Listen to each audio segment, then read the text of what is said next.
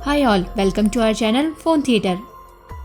Video start होने के पहले चैनल को सब्सक्राइब करें और बेल बटन को प्रेस करें। वीडियो को लाइक एंड शेयर करना बिल्कुल ना भूलें। तो फ्रेंड्स, कहते हैं ना, अगर किसी इंसान को उसकी लाइफ में उसकी विश के अकॉर्डिंग सब मिलने लग जाए तो ये उसके लिए किसी खतरे से खाली नहीं होता है, क्योंकि अगर सब विश पूरी होने लग जाए तो उस पर्सन का लालच बढ़ने लगता है और जाहिर सी बात है किसी भी चीज को पाने के लिए उसकी कीमत तो अदा करनी पड़ती है। सो आज के वीडियो में मैं एक ऐसी ही मूवी को एक्सप्लेन करूंगी जो कि एक थ्रिलर मिस्ट्री बेस्ड मूवी है, द रूम, जो कि 2019 में रिलीज हुई थी। मूवी के स्टार्टिंग सीन में हम एक कपल को देखते हैं। हस्बैंड का नाम मेट होता है और वाइफ का नाम केट। ये लोग एक छोटी सी सिटी में एक घर ले लेते हैं। मेट एक आर्टिस्ट है जो पेंटिंग करता है और केट एक ट्रांसलेटर होती है, लेकिन दोनों ही अपनी जॉब को छोड़ देते हैं और न्यू सिटी में जाकर डिफरेंट कुछ करना चाहते हैं। पर जिस घर में वो शिफ्ट होते हैं उसके आसपास तो कुछ भी नहीं होता, लेकिन वो घर बहुत बड़ा और अट्रैक्टिव होता है। घर को शिफ्ट करते हुए मेट को एक की मिलती है और तभी घर को एक्सप्लोर करते टाइम उन्हें एक रूम मिलता है। अब जैसे ही वो की से गेट को खोलने की कोशिश करते हैं, घर की सारी लाइट्स खराब हो जाती हैं। नेक्स्ट डे ये लोग इलेक्ट्रिशियन को बुलाते हैं जो कि वहाँ आके प्रॉब्लम्स को देखता है। वहाँ बेसमेंट में देखते हैं कि बहुत सारे वायर है और उसे उस प्रॉब्लम के बारे में कुछ पता नहीं चलता और उससे भी वो प्रॉब्लम ठीक नहीं होती है। इलेक्ट्रिशियन मेट को पूछता है कि तुम्हें इस घर के बारे में सब पता है क्या? तब मेट पूछता है क्या? तो इलेक्ट्रिशियन बताता है कि इस घर में कुछ साल पहले एक मर्डर हुआ था और उसके बाद से यहाँ कोई रहने ही नहीं आता है। मेट ये सब जान के परेशान हो जाता है, पर वो ये सब बातें केट को नहीं बताता और खुद नेट पर सर्च करता है। तब उसे पता चलता है कि 1975 में एक लड़के ने घर में रहने वाले कपल का मर्डर कर दिया था, लेकिन उन्हें मारने का रीज़न आज तक किसी को पता नहीं चला और उसके बाद उस लड़के को एक मेंटल असाइलम में भेज दिया गया। इन सब बातों के बाद मैट एक लैंप लेकर अकेला ही उस रूम में बैठा रहता है और वो विश करता है कि काश मेरे पास कुछ पैसे होते। और तब रूम की लाइट्स ब्लिंक करने लगती है और लाइट चली जाती है और जब लाइट आती है तब उसके पास कुछ पैसे दिखते हैं। मैट काफ़ी डर जाता है। उसके बाद नेक्स्ट डे कैट उस रूम की साइड जाती है और देखती है कि रूम की लाइट ब्लिंक करती है और कैट वहाँ देखती है कि उस रूम में बहुत सारी चीज़ें होती हैं। ये सब देखकर वो शॉक हो जाती है और तब मैट उसे रूम के बारे में बताता है कि ये रूम हमें हर वो चीज़ देता है जो हम विश करते हैं और वो कैट को भी विश करने को बोलता है। इस पर कैट कहती है मुझे अच्छी सी जॉब दे दो। उस पर मैट उसे बोलता है कि ये रूम चीज़ नहीं देता है। जॉब नहीं। तब कैट पैसों की विश करती है जिस पर लाइट ब्लिंक करती है और एक कॉर्नर में उन्हें पैसे मिल जाते हैं।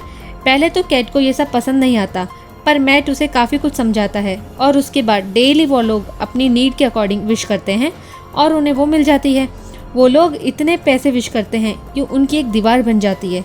अब वो कपल काफ़ी हैप्पी होता है और बहुत एंजॉय करता है। लेकिन अब उस रूम की रियलिटी का टाइम आ चुका होता है, जिस पर केट काफ़ी परेशान होती है क्योंकि उनके पास सब कुछ होता है पर उनका कोई बेबी नहीं होता। इसलिए केट रूम से बेबी विश करना चाहती है, जिस पर मैट उसे ऐसा करने से मना कर देता है और उनमें फाइटिंग हो जाती है। इसके बाद मैट बाहर चला जाता है और केट सैड हो जाती है। नेक्स्ट सीन में केट रूम में जाके एक बेबी की विश करती है और रूम की लाइट ब्लिंक करती है और थोड़ी देर बाद रूम में एक बच्चे की रोने की आवाज़ आती है।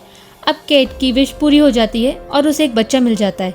जब मैट घर में आता है और उस बच्चे को देखता है तो काफ़ी परेशान होता है और केट को बोलता है कि हमने सिर्फ चीज़ों को विश करना था, ना कि किसी इंसान को, और उन दोनों में काफ़ी फाइटिंग होती है। लास्ट में केट बच्चे को रखती है और नेक्स्ट सीन में मैट इस घर से होने वाली मर्डर के आर्टिकल को नेट पर देखता है। तभी उसे पता चलता है कि किलर का नाम जॉन डो है और इस रूम के कहने पर ही उसने इस कपल को मारा था। अब मैट उस किलर से मिलने हॉस्पिटल जाता है। मैट जब वहाँ पहुँचता है तब जॉन डो को पता चलता है कि ये लोग उसी के घर में रह रहे हैं, जिस पर वो कहता है कि जितना जल्दी पॉसिबल हो सके उस घर को छोड़ के कहीं और चले जाओ।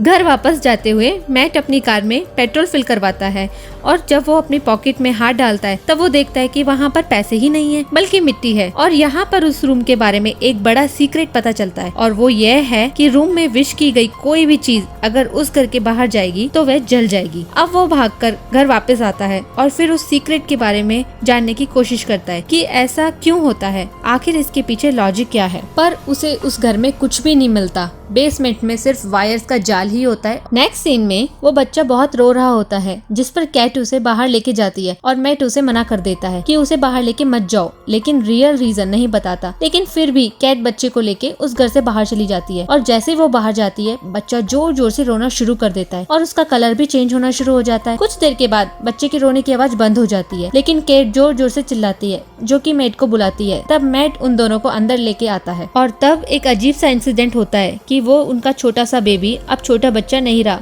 और एक 7-8 साल का बच्चा बन जाता है। और फिर उन दोनों को पता चलता है कि अगर कोई जिंदा चीज है वो रूम देगा और अगर वो उस रूम से बाहर जाएंगी तो उसकी एज बढ़ने लगेगी और एज इंक्रीज होने की वजह से वो ओल्ड एज का हो जाएगा और मर जाएगा, और यही वजह है कि उसे अंदर रखना पड़ता है। जब ये सब कुछ कैट को पता चलता है तो वो काफी सरप्राइज हो जाती है, लेकिन तब तक वो बच्चे को एक्सेप्ट कर चुकी होती है और उसके बाद उन दोनों हस्बैंड वाइफ में हमेशा फाइटिंग होती रहती है। कैट अपने बच्चे को घर में रख कर ही रहती है, जिससे हमेशा मैट उस बच्चे से बात भी नहीं करता है। एक दिन वो बच्चा उस रूम में चला जाता है और धीरे धीरे उसके सामने सब सीक्रेट पता चल जाता है और उसे पता चलता है कि वो उस रूम में ही मिला है और काफी पावरफुल बच्चा है। फिर नेक्स्ट डे वो बच्चा अपनी विश करता है कि उस रूम में ही बहुत बड़ा गार्डन हो जाए और बाहर का एनवायरनमेंट जैसा ही हो जाए, और वैसा ही हो जाता है। अब वो वहाँ केट के साथ खेल रहा होता है और आइसमैन बना के उसके साथ एंजॉय करता है। अब बच्चे को खुश देखकर केट भी बहुत खुश हो जाती है, पर मेट ये देखकर बिल्कुल भी खुश नहीं होता और उसे रियलाइज हो जाता है कि उस बच्चे में काफी कुछ पावर्स हैं। और नेक्स्ट सीन में ही मैट के पास मेंटल हॉस्पिटल से जॉन डो का फोन आता है और वो अपनी रियलिटी बताता है कि उसने क्यों उस कपल का मर्डर किया था। वो कहता है कि मैंने उस कपल को मारा क्योंकि उन लोगों ने उस रूम से बच्चा विश किया था और वो बच्चा कोई और नहीं बल्कि जॉन डो ही होता है। और अब जबकि वो बड़ा हो चुका था, उसे बाहर भी जाना था, चीजों को एक्सप्लोर भी करना था और एक नॉर्मल पर्सन के जैसे रहना था, लेकिन उसके लिए उसे रूम बोलता है कि घर के बाहर जाने के लिए तुम्हें उसी पर्सन को मारना पड़ेगा जो तुम्हें विश करके मांगा है। और यही वजह है कि वो विश करने वाली लेडी और उसके हस्बैंड का मर्डर कर देता है और इसी वजह से वो जेल चला जाता है। ये सारी बातें केट दूसरे फोन से सुन लेती है और गुस्से में गाड़ी लेकर घर से चली जाती है कि उसने कितनी बड़ी गलती कर दी, लेकिन वो फुल नाइट घर ही नहीं आती है और ड्राइव करती रहती है।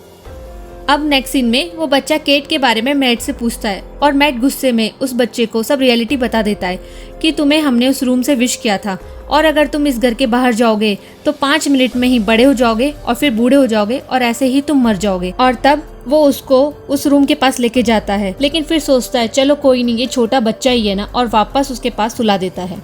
नेक्स्ट सीन में केट मैट और बच्चे को साथ देकर काफी खुश हो जाती है कि आफ्टर ऑल मैट ने बच्चे को एक्सेप्ट तो किया। अब नेक्स्ट सीन में हम देखते हैं कि वो बच्चा अपनी मदर को देखता है और सोचता है कि अगर मैं इसे मार दूं तो मैं भी नॉर्मल लाइफ जी सकता हूं, क्योंकि उसे अब सारी रियलिटी पता चल जाती है। अब नेक्स्ट डे वो बच्चा बाहर जाता है और जब अंदर आता है तब 17-18 साल का लड़का बन जाता है और अंदर आकर वो मैट को मारने की कोशिश करता है। इस दौरान केट को चोट लग जाती है और वो बेहोश हो जाती है। जब केट होश में आती है तब मैट उसे बताता है कि हम दोनों के बीच फाइट होती है और इसी दौरान वो मर गया। और यह सुनकर वो दोनों काफी दुखी हो जाते हैं कि कुछ दिनों के लिए हमें एक बच्चा तो मिला और वो भी मर गया। नेक्स्ट सीन में कैट मैट से कहती है कि मैं इस जगह पर रहना नहीं चाहती हूँ और मैं यहाँ से जाना चाहती हूँ। तब मैट उसे कहता है कि हमारे पास पैसे नहीं है और सबसे बड़ी बात यह है कि यहाँ हमें लाइफ सर्वाइव करने के लिए सब कुछ मिल सकता है और हमें यह जगह छोड़नी नहीं चाहिए। और उसके बाद कैट का एहसास होता है कि मैट का बिहेवियर बदलता जा रहा है और वो काफी अजीब होता जा रहा है, पर कैट को उसके बिहेव की वजह से पता चलता है कि वो मैट नहीं है, वो बच्चा शेन है, जो कि अपनी पावर की वजह से मैट का फेस ले लेता है जिससे वो केट के साथ रह सके। और शैन उस विश रूम को भी कन्वर्ट करके अपने घर जैसा बना लेता है जैसा उसका घर था। मैट जो बेहोश होता है खड़ा होकर पूरे घर में उन दोनों को ढूंढता है, लेकिन इसके बावजूद भी वो दोनों से कहीं नहीं मिलते हैं और यहाँ तक कि वो रूम भी लॉक होता है और उसकी साथ वाली दीवार में वो बहुत बड़ा होल करके अंदर चला जाता है और वहाँ पर उसे वो बहुत सारे वायर्स मिलते हैं जिसको वो हटाकर उस दीवार के दूसरे पार्ट में चला जाता है और वहाँ पर उसे उसके ही घर जैसा एक और घर दिखता है और सारा एनवायरनमेंट एक जैसा ही होता है। तब मैट समझ जाता है कि सारा काम उस बच्चे शेन का ही है और तब कैट के सामने दो मैट आ जाते हैं जिस पर वो काफी कंफ्यूजन में आ जाती है और यहाँ पर वो शेन को बुलाती है जिस पर वो रेस्पॉन्स कर देता है। तब उसे पता चल जाता है कि असली मैट कौन है और शेन कौन है और कैट मैट को लेकर वहाँ से भाग जाता है, लेकिन वो सब कुछ शेन की पावर से ही हो रहा था। तब वो शेन पूरे घर का सेट तक चेंज करना शुरू कर देता है और उन्हें भागने का कोई रास्ता भी नहीं मिलता। अब जो असली मैट था वो तो घर से बाहर भागते हैं जिस पर शेन भी उनका पीछा करता है, लेकिन तब तक वो लोग उस दीवार को पार करके असली घर में पहुंच जाते हैं और उनके पीछे पीछे शेन भी असली घर में आ जाता है और तभी मैट उसको खींचकर घर के बाहर ले आता है और तभी कैट डोर लॉक कर देती है। काफी टाइम बाहर रहने की वजह से वो शेन की एज बढ़ने लग जाती है और जिससे वो बूढ़ा हो जाता है और वहीं मर जाता है। इन सब इंसिडेंट के बाद मैट कैट को लेके उस घर को छोड़ देता है और कहीं दूर चले जाते हैं। इसके साथ ही होता है मूवी का दी एंड। सो फ्रेंड्स, कैसी लगी ये वीडियो कमेंट करके जरूर बताना और वीडियो पसंद आए तो लाइक एंड शेयर जरूर करना। Thank you.